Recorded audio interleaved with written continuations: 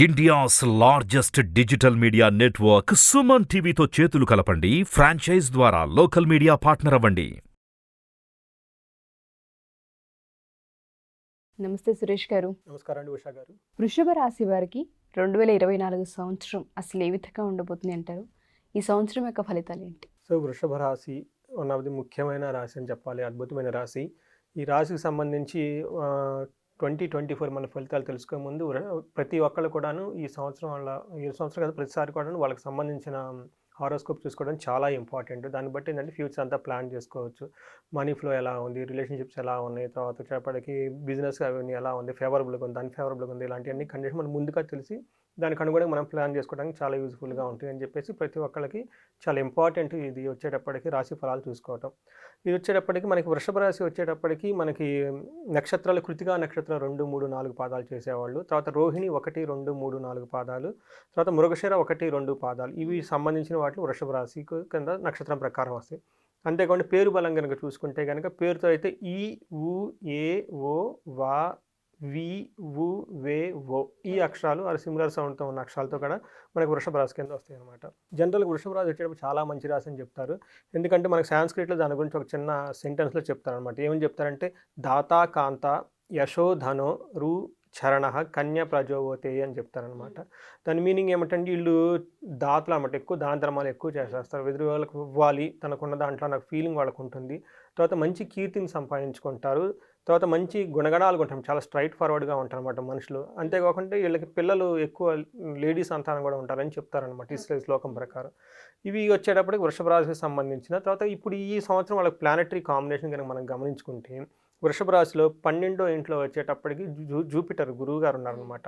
అది అంత మంచి పొజిషన్ కాదు, కానీ రేపు మేకి మళ్ళీ షిఫ్ట్ అయిపోయేసి ఫస్ట్ హౌస్లోకి వస్తున్నారు కాబట్టి అది మంచి పాజిటివ్ అనమాట.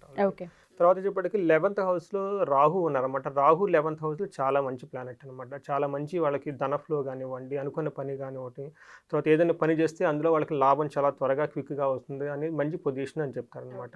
ఆ తర్వాత శని వచ్చేటప్పటికి 9th లార్డు 10th లార్డు కలిపేసి మనకి 10thలో ఉన్నారనమాట. ఇది ఏం చెప్తారంటే అనవసరమైన దుఃఖాన్ని కలిగిస్తుంది అని గుర్తుపెట్టుకోవాలి. అంటే ఎక్కడ ఏమీ ఉండదు, కానీ ఏదో ఒక విధంగా ఒక బాధని ఇస్తుంది, అన్నెసెసరీ అనమాట. అది కొంచెం గమనించుకొని ఉంటే వాళ్ళకి నేను అనవసరంగా బాధపడుతున్నాను ఫీలింగ్ వాళ్ళకి ఉంటుందన్నమాట తెలుసుకుంటే కనుక. తర్వాత వచ్చేప్పుడు కేతు వచ్చేప్పుడు 5th హౌస్లో ఉన్నారు. ఇది కూడా వాళ్ళకి మంచి జరుగుతుంది అని చెప్పేసి మనకి స్క్రిప్చర్లో చెప్తూ ఉన్నారండి.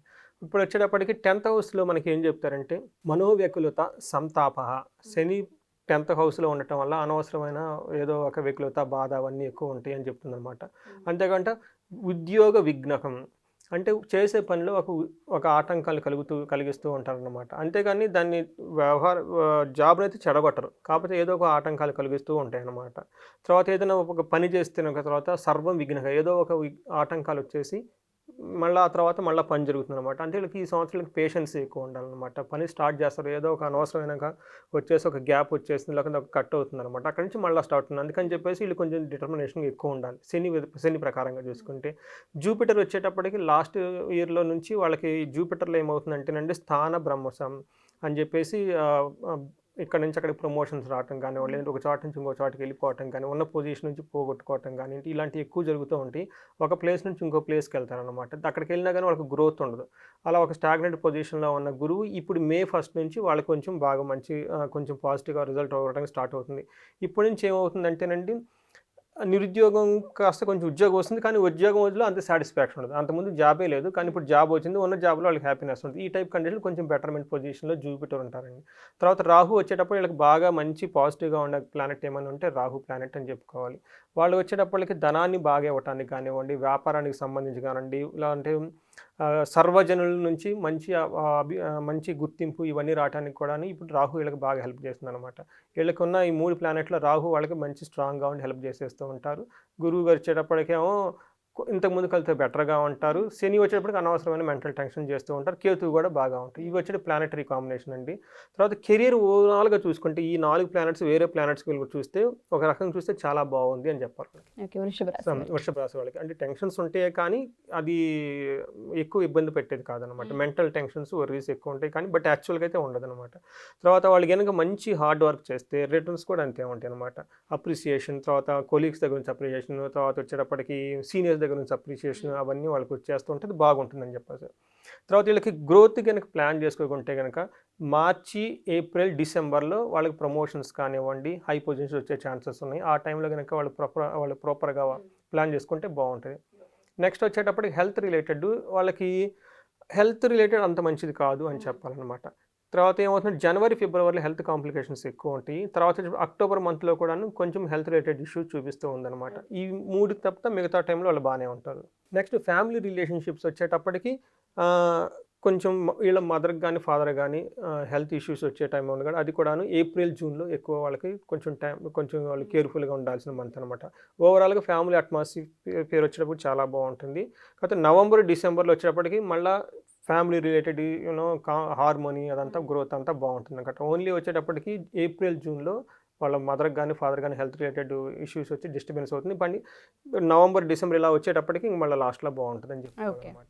తర్వాత చెప్పి మనీ రిలేటెడ్ వచ్చేటప్పటికి మనీ ఫ్లో చాలా బాగుంటుంది, వాళ్ళకి ఖర్చు కూడా చాలా ఎక్కువ ఉంటుంది. ఏ విధంగా అయితే వస్తుందో అదే విధంగా ఖర్చులు కనిపిస్తాయి అనమాట. వాళ్ళకి మార్చి, ఏప్రిల్ వచ్చేటప్పటికి ఆగస్టు మళ్ళీ జూలైలో వచ్చేటప్పటికి ఫైనాన్షియల్ బెనిఫిట్ చాలా బాగా చూపిస్తుంది వాళ్ళకి. తర్వాత వాళ్ళకి ఏమంటే మనీ వస్తుంది, అంతే మనీ పోతుంది. కానీ ఈ మధ్యలో వాళ్ళ మనీతో వాళ్ళ ఇంటరాక్షన్, వాళ్ళ ప్లాన్ వచ్చేటప్పుడు వాళ్ళ సక్సెస్ లేదని చూసుకోవాలి. డబ్బులు వచ్చిన వెంటనే ఖర్చు పెట్టకుండా కొంచెం వాళ్ళు ఏంటంటే ప్రొవిజన్ లాగా పెట్టుకొని నిదానంగా ఆచితూచి ఖర్చు పెడుతుంటే మనీ వాళ్ళ దగ్గర ఎప్పుడూ ఉంటుంది. వారి కాన్ఫిడెన్స్ ఉంటుంది అన్నమాట. డబ్బు లేకపోతే ఏమవుతుందండి, సో మీ దగ్గర 100 రూపీస్ పోవడానికి రెడీగా ఉందన్నమాట. అందుకని చెప్పేసి మధ్యలో మీ దగ్గర ప్రొవిజన్ పెట్టుకోవడానికి ఒక ప్లాన్ లాగా చేసుకుంటే చాలా మంచిది. తర్వాత వీళ్ళకి వచ్చేటప్పటికి మెయిన్ వీళ్ళకి పరిహారాలు కనుక ఎలా చేసుకుంటే బాగుంటుందండి, లక్ష్మీ అమ్మవారిని బాగా పూజించాలి, అష్టలక్ష్మిని చేయాలి. శుక్రవారాలు కొంచెం జాగ్రత్తగా కనుకుంటే మిగతా అంతా బాగుంటుంది. తర్వాత శని ఉండటం వల్ల అనవసరమైన మెంటల్ కాంప్లికేషన్స్ ఉన్నాయి కాబట్టి వాళ్ళు కొంచెం యోగా, మెడిటేషన్, సూర్య నమస్కారాలు యూజ్ చేస్తే శనికి చాలా బాగుంటుందండి. సో అంతవరకు వచ్చేప్పుడు 2024కి సంబంధించి మనకి వృషభ రాశికి సంబంధించిన ఫలితాలు. Thank you so much sir. మీరు అన్నట్టుగానే ఫస్ట్ ఏం జరుగుతుంది జీవితంలో అని తెలుసుకునే ఒక మంచి మార్గం స్పిరిచువల్ అని చెప్పుకోవచ్చు. అది తెలుసుకున్న దానివల్ల ఏంటంటే జాగ్రత్తలు తీసుకునే అవకాశం అండ్ దాంతోపాటు వే కనిపిస్తూ ఉంటుంది. పర్సనల్గా ఎవరికైనా అపాయింట్మెంట్ కావాలి అనుకుంటే కొంతమందికి ఇటువంటివి విన్న తర్వాత సంవత్సరాంతం ఏ విధంగా ఉంటుందని తెలుసుకున్న తర్వాత జాగ్రత్తల కోసం మన దగ్గరకు వస్తుంటారు. అపాయింట్మెంట్ కావాలనుకుంటే ఆన్లైన్ కానివ్వండి, ఆఫ్లైన్ కానివ్వండి మనం తీసుకునే అవకాశం ఉంటుంది అంటారు. అవునండి, నా ముఖ్య ఉద్దేశం ఏమంటేనండి, ఇది మన సైన్స్ అండి, వేదిక్ నాలెడ్జ్, వేదిక్ సైన్స్. ఇది మన యాన్సిస్టర్స్ మనకు అంతా పెట్టేసింది, మన రిష్లు అంతా స్క్రిప్చర్ ఫామ్లో పెట్టేశారు. అట్లీస్ట్ మనం దాన్ని ఇది ఏముంది అని తెలుసుకోగలగాలండి. ఏముంది దాన్ని మన లైఫ్కి డే టు సంబంధించి కష్టాలు పడకుండా జాగ్రత్తగా చక్కగా స్మూత్గా మనం ఎలా ఎదగాలి అనే దానికి మనం ఆ జ్ఞానాన్ని మనం వాడుకోవాలండి, అంతే తప్ప వేరే ఏం లేదు. సో ఎవరన్నా కానీ ఇది నేను ప్రిపేర్ చేయడం నాకు గంటన్నర పట్టింది, మీరు కొంచెం నేర్చుకొని దీని కనుక మీ ఫ్యామిలీ మెంబర్స్ మొత్తాన్ని మీరే వర్షఫలం తయారు చేసేసుకోవచ్చు. సో అలా మనం ఎవరైనా కావాలని ఇంట్రెస్ట్గా ఉంటే మనం వాళ్ళకి నేర్పొచ్చండి. ఏదైనా కోర్స్ లాగా 1 వీక్లో వాళ్ళకి వచ్చేస్తుంది. ఇది పెద్ద ఇదేం కాదు అన్నమాట. ఒక 100 శ్లోకాలు, 120 శ్లోకాస్ ఉంటే దాని మీనింగ్స్ అవి తెలుసుకొని దానికి ఒక స్ట్రక్చర్ ఉంటుంది అనమాట. ఆ స్ట్రక్చర్లో చేసుకుంటే వాళ్ళకి వర్షఫలం చేసేసుకోవచ్చు, అదొకటి చేయొచ్చు. ఇది కాకుండా ఇది ఏమంటేనండి, ఇది మనకు బ్రాడ్గా వస్తుంది అనమాట. ఇన్ డీటెయిల్గా కావాలంటే ఇప్పుడు శనికి వచ్చేటప్పటికి మళ్ళీ ఆస్పెక్ట్ అంటారు, వేరే దృష్టి అంటారు, తర్వాత టైమింగ్స్ అని ఉంటుంది. వీటన్నిటి బట్టి మనకి ఏమైనా కావాలనుకుంటే ఇండివిజువల్గా హారోస్కోప్ను మనం అనాలిసిస్ చేసి వాళ్ళకి ఇంకా డీటెయిల్గా క్లియర్గా మనకి ఇవ్వచ్చు. విత్ డేట్స్, ఏ డేట్స్కి ఏది వస్తుందని చెప్పేసి అది వాళ్ళకి యూజ్ అవుతుంది. అది మనకి స్క్రీన్ మీద కనిపిస్తున్న నెంబర్ కనుక కనెక్ట్ అయితే మనం వాళ్ళకి కౌన్సిలింగ్ ఇవ్వచ్చు వాళ్ళకి. Sure sir, thank you sir, thank you so much. Thank you అండి ఉషా గారు.